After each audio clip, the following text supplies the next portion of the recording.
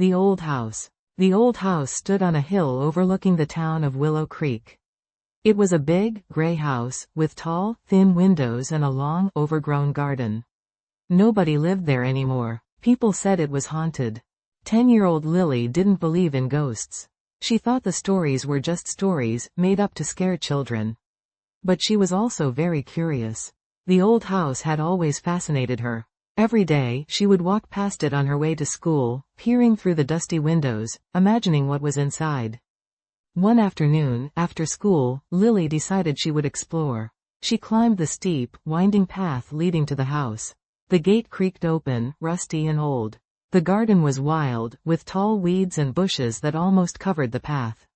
Lily carefully made her way through, pushing aside branches and avoiding prickly thorns. The house itself was even more imposing up close. The paint was peeling, the wood was rotting in places, and the roof sagged in the middle. One window was broken, and Lily could see the dusty, dark interior. She hesitated for a moment, a little scared.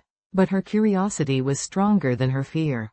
She found a loose board in the back, near the kitchen window. With a little effort, she managed to pull it away. The opening was just big enough for her to squeeze through. Inside, it was dark and dusty. Lily coughed, the air thick with the smell of damp earth and old wood. She switched on her flashlight. The beam cut through the gloom, revealing a dusty, cluttered interior. There were old chairs, covered in cobwebs, and tables piled high with forgotten things. Books lay scattered on the floor, their pages yellowed and brittle. Lily explored cautiously. She found a beautiful, old music box on a dusty table. It was made of dark wood, intricately carved. She gently wound it up, and a delicate melody filled the silent room. It was a sad, sweet tune that made Lily feel strangely melancholic. In another room, she found a collection of old photographs. She picked one up. It showed a family, a mother, a father, and 2 children, smiling happily. They looked like they were having a picnic in the garden. Lily wondered who they were. As she explored further, she discovered a small, hidden room. Inside, she found a diary. It was bound in leather, and its pages were yellowed with age. The writing was faded, but Lily could make out some words. The diary belonged to a young girl named Eliza. Eliza lived in the house many years ago. Her entries described her happy childhood, filled with games in the garden and adventures in the woods. But as she grew older, the tone of the diary changed. Eliza wrote about growing sadness, about a feeling of loneliness and isolation. Lily read on. She learned that Eliza's family had fallen on hard times. They had to leave the house, leaving behind their beloved home and all their treasured possessions. Eliza's last entry was heartbreaking, a farewell to her home, a promise to return one day. Lily sat in the small room, reading Eliza's diary. She felt a deep connection to this girl, who lived so many years ago. She understood Eliza's sadness, her longing for home. Lily realized that the house wasn't just a collection of old objects and dusty rooms. It was a place filled with memories, with the echoes of a life lived and lost. Suddenly, Lily heard a noise. A creak from upstairs. She froze, her heart pounding in her chest. Was it a ghost? For a moment, she felt a surge of fear. But then she remembered Eliza's diary, the happy memories, the sad farewell. The house wasn't haunted by a ghost, but by memories. Lily carefully replaced the diary, and left the hidden room. She made her way back through the house, feeling a strange sense of peace. She climbed out of the hole in the wall, leaving the house behind. The next day, Lily went back to school, feeling different. She wasn't just a girl who lived in Willow Creek, she had a secret, a connection to the past. She still didn't believe in ghosts, but she understood the power of memories, the way they could linger in a place, long after the people who made them were gone. She continued to walk past the old house every day. But now, she didn't just see a scary, abandoned building. She saw a home, a place filled with stories, with the echoes of a life lived, a life that had touched her own in a surprising way.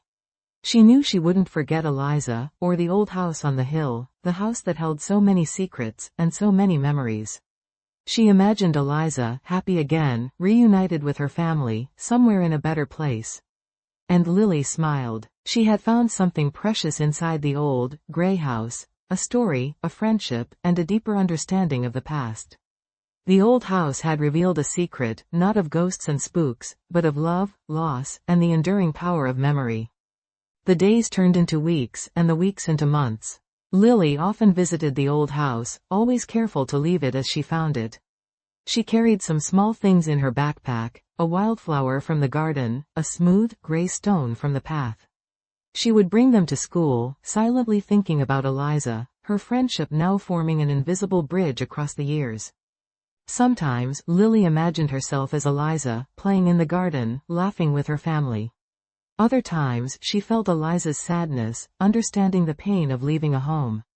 The old house became a place of quiet reflection, a secret garden of memories shared between two girls, separated by time, yet bound by the spirit of a house, a story, and a friendship born of curiosity and wonder. The old gray house, once intimidating and mysterious, became a source of comfort and inspiration. It was a testament to the power of stories, to the enduring strength of the human spirit, and the unexpected connections that can be found in the most unexpected places. Lily grew older. She left Willow Creek to go to university, then moved to a big city, far from her childhood home. But she never forgot the old house or Eliza. Occasionally, she would write stories, inspired by the memories of that magical place. And sometimes, in the quiet moments of her adult life, she would close her eyes and listen, for the faint melody of the music box, still echoing softly in the dusty rooms of her heart. The old house remained, a silent sentinel on the hill, a keeper of secrets, a testament to the power of memories, and the enduring strength of the human spirit. The old house was not just a building, it was a story, a friendship, a journey through time, and a testament to the enduring power of the human heart.